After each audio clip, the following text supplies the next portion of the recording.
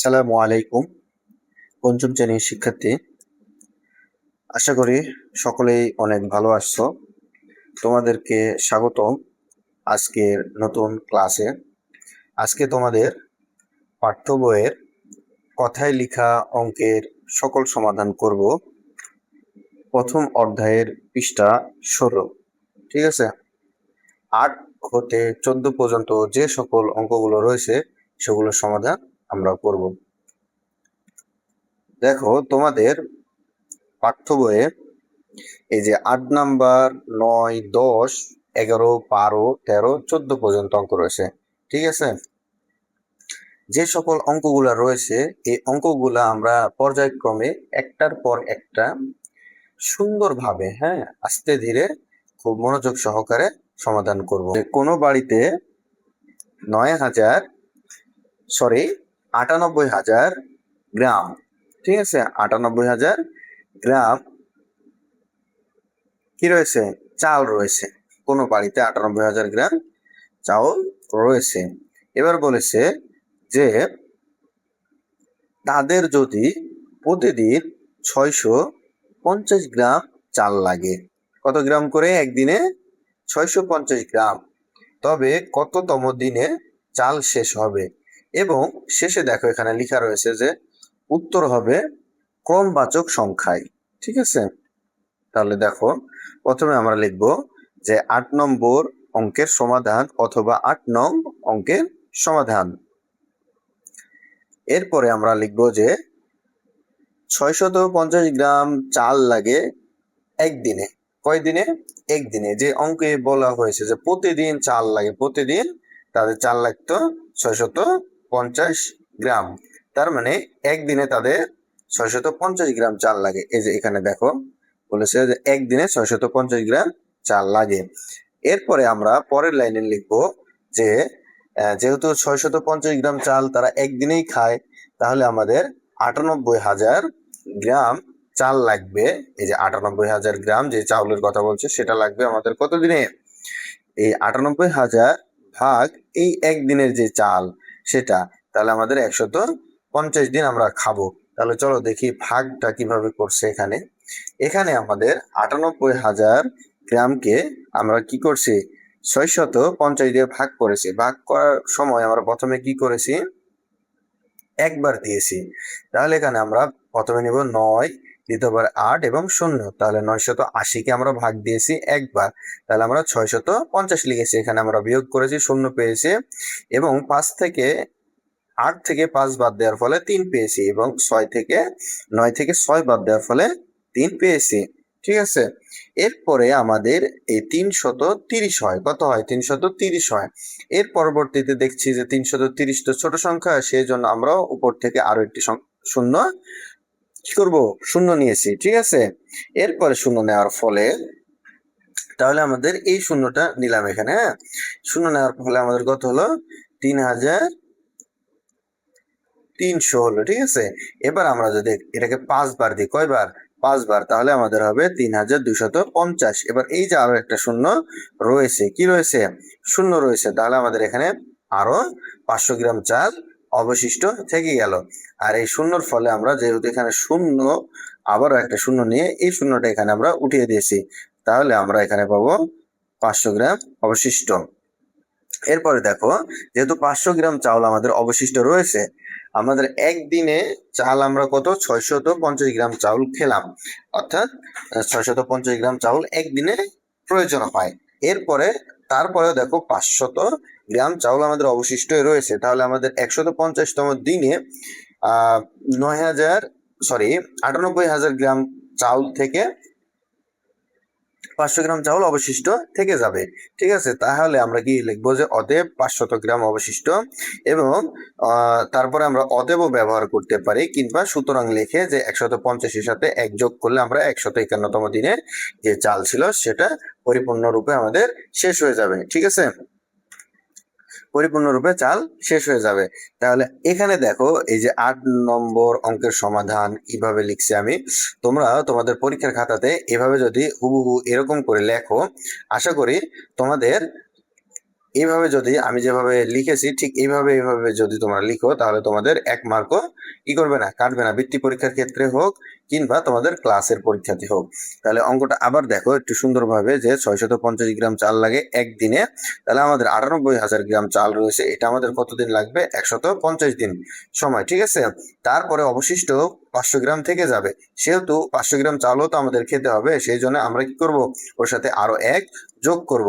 1 যোগ করার ফলে 151তম দিনে আমাদের চাল শেষ হবে। এরপরে চলো 9 নাম্বার অঙ্ক। 9 নাম্বার অঙ্কে কি বলেছে, যে একটি বই তৈরি করতে 138টা কাগজ লাগে। কয়টি কাগজ লাগে, 138টা কাগজ লাগে। এইরূপ তোমাকে আমি আরো 70,000টা কাগজ দিলাম। কত কাগজ দিলাম, 70,000টা। 70,000টা কাগজ দিলাম, 70,000টা কাগজ দিয়েছি, সেইগুলো দিয়ে তোমাকে বই তৈরি করতে হবে। তাহলে তুমি কয়টি বই তৈরি করবে? তো আমরা এখানে বলেছে যে 138টা লাগে, একটি বই তৈরি করতে লাগে 138টা। জাস্ট আমরা এই কথাটা প্রথমে লিখবো, কি করব, এই কথাটা প্রথমে লিখবো। তাহলে 9 নম্বর অঙ্কের সমাধান। এরপর আমরা লিখবো যে 138টি কাগজ লাগে আমার একটি বই তৈরি করতে। কয়টি, একটি বই তৈরিতে 138টা কাগজ লাগে একটি বই তৈরিতে।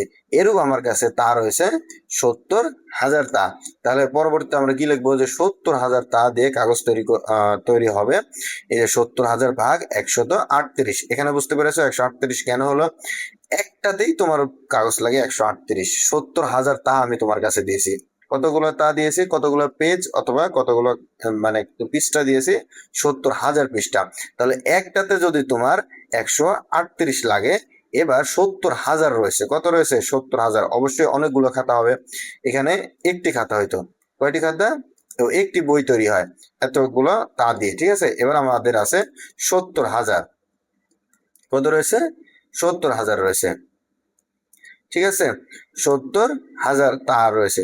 তাহলে এখান থেকে আমাদের হবে 560টি, কয়টি, 560টি। আমরা 138 ভাগ 70,000 যদি দিই, ভাগ করার ফলে ভাগফল হিসাবে আমরা 507 পাবো। কিন্তু অবশিষ্ট কিছু আমাদের দেখো এখানে এটাতে আমি ভাগ, দেখো এই ভাগটা খেয়াল করো, যে 138 দিয়ে 70,000কে যদি আমরা ভাগ করি, তাহলে এখানে আমরা প্রথমে 507 পাবো ভাগফল হিসাবে, এবং শেষে এই যে দেখো 34টি পেজ আমাদের অবশিষ্ট থেকে যাবে।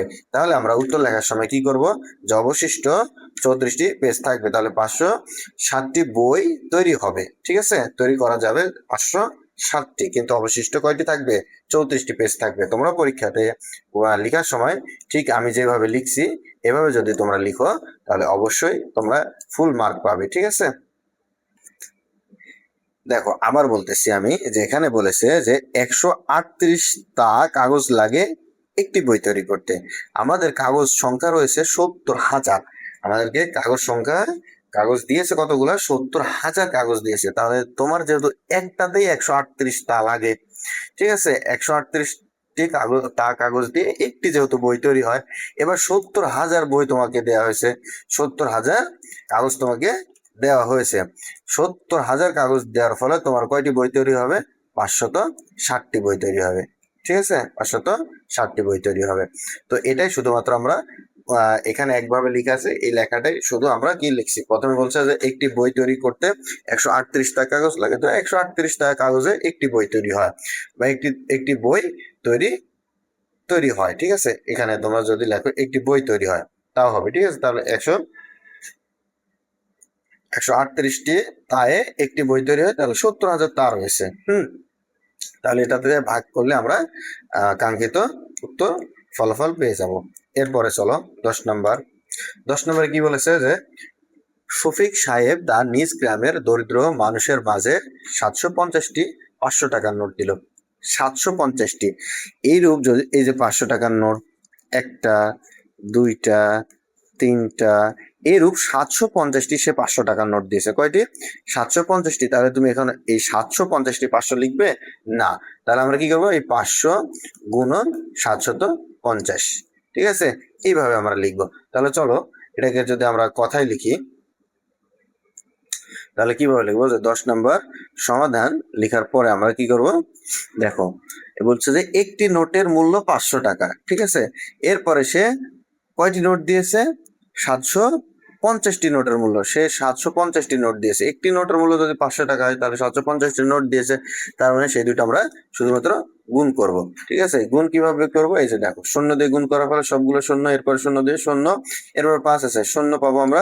আর এই যে স্টার চিহ্ন যেগুলো ব্যবহার করেছে এগুলো আসলে গুণ। ঠিক আছে, একটি সংখ্যা দিয়ে আমরা যদি গুণ করি তাহলে একটি সংখ্যা যেহেতু বাদ হয়ে যায় একটি করে ঘর। ঠিক আছে, এই যে গুণফল 3,75,000 টাকা। ঠিক আছে, তাহলে সে টোটাল টাকা দিয়েছে 3,75,000। উত্তর আমরা এইভাবে লিখবো। তোমরা পরীক্ষার হলে এইভাবে এই যে মানে আমি যেই লেখাটা তোমাদেরকে যে 10 নাম্বার সমাধান থেকে যে সমাধানটুকু এতটুকু যেভাবে আমি লিখে দেখালাম, এভাবে যদি তোমরা লিখো আশা করি তোমাদের পরীক্ষার হলে ফুল মার্ক পাবে তোমরা। এই যে এখান থেকে শুরু করে এই যে বৃত্তটুকু দেওয়া রয়েছে, জাস্ট এতটুকু পরীক্ষার হলে লিখবা। ঠিক আছে, এরপরে দেখো, এরপরে হচ্ছে যে 11 নাম্বার, রাখি প্রতি মাসে 950 টাকা করে সঞ্চয় করে। প্রতি মাসে, তার মানে এক মাসে 950 টাকা সঞ্চয় করে। কততম মাসে তার সঞ্চিত টাকা 50,000 অতিক্রম করবে? এখানে আবার বলেছে যে উত্তর ক্রমবাচক। এই যে ক্রমবাচক উত্তর যদি বলে তাহলে তুমি মনে রাখবে যে শেষে তোমাকে যেই যোগফল কিংবা ভাগফল বের হবে তার সাথে তোমাকে এক যোগ করতে হবে। কি করতে হবে? এক যোগ করতে হবে। ঠিক আছে, ক্রমবাচক বলে তোমাকে এক যোগ করতে হবে। তাহলে চলো 11 নম্বর সমাধান। আমরা এক মাসে সঞ্চয় করে কত? 950 টাকা। তাহলে এইরূপ সে যদি 50,000 টাকা সঞ্চয় করতে সময় লাগবে কত তার? তাহলে 50,000 দিয়ে তুমি যেহেতু এক মাসে কত 50,000 টাকা সঞ্চয় করো, তাহলে 50,000-এর সাথে 950 দিয়ে তুমি 950 ভাগ 950 ভাগ কত করবো আমরা? 950 দিয়ে আমরা ভাগ করব। তাহলে দেখো ভাগফল 950 দিয়ে ভাগ করছি আমরা 50,000 কে। ঠিক আছে, তাহলে আমরা প্রথমে 5 বার দিলাম। 5 বার দেওয়ার ফলে আমাদের 52তম মাসে যদি 5 বার তারপর 2 বার, তার 52তম মাসের পরে আমাদের 600 টাকা অবশিষ্ট থাকবে। কত টাকা? 600 টাকা অবশিষ্ট থাকবে। তাহলে আমাদের 53তম মাসে অবশ্যই তাহলে 500 টাকা অতিক্রম 50,000 টাকা অতিক্রম করতে পরবর্তী মাস আমাদের প্রয়োজন হবে। সুতরাং তাহলে 52 সাথে আমরা এক যোগ করবো এবং আমরা উত্তর লেখার সময় 53তম মাসে কি হবে? টাকাটা অতিক্রম করবে। এরপরে চলো 13 নম্বর অঙ্কে, সরি 12 নম্বর অঙ্কে দেখো, আসাদ মুরগির খামার করার জন্য 334টি ব্রয়লার মুরগি 225 টাকা করে ক্রয় করে। এতে তার কত টাকা লাগে? খুবই সিম্পল অঙ্ক। তুমি যদি একটি খামার তৈরি করতে চাও, সাপোজ 10টি মুরগির বাচ্চা কিনেছো কিংবা ব্রয়লার কিনেছো 10টি 5 টাকা করে। ঠিক আছে, তাহলে তুমি যদি 10টি কিনো তাহলে 5 টাকা করে, 50 টাকা 10টির দাম। তো অনুরূপ এখানে আমাদের কাঙ্ক্ষিত অঙ্কে বলা হয়েছে যে সে 334টি কটি 345টি ব্রয়লার মুরগি কিনে 225 টাকা দরে। তাহলে আমরা 12 নম্বর উত্তর লিখবো। সমাধান লেখার পরে একটি ব্রয়লারের মুরগির দাম হচ্ছে, একটি ব্রয়লার মুরগি কিনছিল কত টাকা করে? এই যেখানে দেওয়া হয়েছে 225 টাকা। এবার সে এরূপ কয়টি? 34টি ব্রয়লার মুরগি কিনেছে। কয়টি? 34টি। তাহলে 34 গুণন আমরা কত পেলাম? 34-এর সাথে যে আমরা গুণ করবো 225-কে। 34 345 গুণন 225, 345 সাথে 225 আমরা গুণ করলে দেখো অনায়াসে আমাদের গুণফল পেয়ে যাব। এরপরে আমরা এটাই হচ্ছে আমাদের উত্তর। ঠিক আছে, তাহলে গুণ করার নিয়ম কি? এখানে 5 রয়েছে, 5 5 25, 5 হাতে থেকে 2, 4 5 20 2 22, 2 হাতে থাকলে 2, 3 5 15, 2 17। এভাবে তোমরা, আমি তো আশা করি যে তোমরা অবশ্যই এই গুণগুলা তোমরা অবশ্যই পারো এবং আশা করি এটা বুঝতে পরে তোমরা দেখো। আবারও বলতেছি যে যারা শিক্ষা দিচ্ছুক, তুমি যে যেখান থেকে দেখো না কেন ক্লাসগুলো, ফেসবুক কিংবা ইউটিউব অথবা অন্য কোনো প্ল্যাটফর্ম থেকে, সোশ্যাল মিডিয়া থেকে, তো তোমরা অবশ্যই এই যে স্ক্রিনের উপরে দেওয়া যে নাম্বারটি রয়েছে এটা হোয়াটসঅ্যাপ নাম্বার। এই নাম্বারে তোমরা যোগাযোগ করবা। হোয়াটসঅ্যাপ নাম্বারে যোগাযোগ করে কি করবা তোমরা? অবশ্যই চাইলে ভর্তি হতে পারো আমাদের যে লাইভ ক্লাসটা হয় সেই ক্লাসে। ঠিক আছে, এরপরে চলো 13 নম্বর অঙ্ক দেখো, একটি আলমারিতে 560 টাকা, একটি আলমারিতে 560টি বই রাখা যায়। কয়টি বই রাখা যায়? 560টি বই রাখা যায়। এরকম কয়টি আলমারির প্রয়োজন হবে আমাদের? এখানে কত বলেছে দেখো, একক দশক শতক হাজার, এটা হচ্ছে হাজার, 3,79,680টি বই রাখা যাবে। দেখো 13 নম্বর সমাধান, আমাদের 506টি বই রাখতে আলমারি লাগে একটিতে 506টি বই রাখা যায়। তাহলে আমাদের বই হচ্ছে 3,79,680 আশিটি, ঠিক আছে, 3,79,680টি বই রাখতে আমাদের আলমারির প্রয়োজন হবে।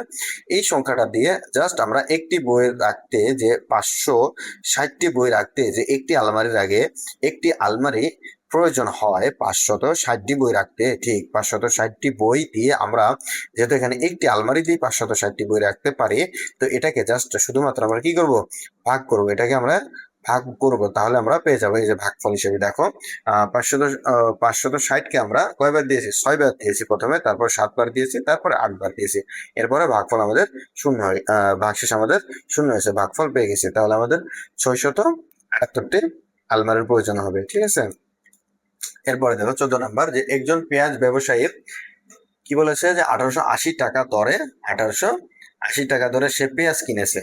একজন পেঁয়াজ ব্যবসায়ী এবার 1264 টাকা বস্তা পেঁয়াজ ক্রয় করেছে। সরি, এখানে পেঁয়াজ এত টাকা দরে ও এত টাকা দরে ক্রয় করেছে। তিনি প্রতি বস্তা পেঁয়াজ 2150 টাকা দরে বিক্রি করেন। একজন পেঁয়াজ ব্যবসায়ী 1850 টাকা দরে 1264 বস্তা পেঁয়াজ ক্রয় করলো। এবার তিনি ওইটাই বিক্রি করলো 2150 টাকা, অর্থাৎ 2150 টাকা করে। তাহলে আমরা সমাধান করি। প্রথমে বলছে যে এটাতে হচ্ছে উদ্দীপক এবং এটার হচ্ছে যে ক নম্বর হচ্ছে পেঁয়াজ ক্রয় বাবদ কত টাকা খরচ হলো। এরপরে দ্বিতীয় নম্বরে বলেছে যে পেঁয়াজ বিক্রি বাবদ বিক্রির পরে কত টাকা লাভ হলো। তাহলে আমরা ক নম্বর সমাধানটা আগে করি, যে এক বস্তা পেঁয়াজের মূল্য ছিল আমাদের কত, 1880 টাকা। 1880 টাকা এক বস্তা পেঁয়াজের মূল্য, ঠিক আছে, 1880 টাকা। এরপরে বলছে যে সে এই যে পেঁয়াজ ক্রয় বাবদ কত টাকা খরচ হয়। সে পেঁয়াজ কিনছিল 1880 টাকা ধরে 1264 বস্তা। তাহলে এই দুইটা গুণ করি, গুণ করার ফলে আমাদের গুণফল পেয়ে গেছি, ঠিক আছে। তাহলে এই দুইটা গুণ করি আমরা, দেখো এই যে গুণ করলাম, গুণ করে গুণফল পেলাম, শূন্য দিয়ে 4টে শূন্য, তারপর 8 দিয়ে গুণ করছে, তারপর আবার 8 দিয়ে গুণ করছে, এরপরে 1 দিয়ে গুণ করছে, এরপরে যোগ করার ফলে যোগফল হিসেবে এটা পেয়েছি।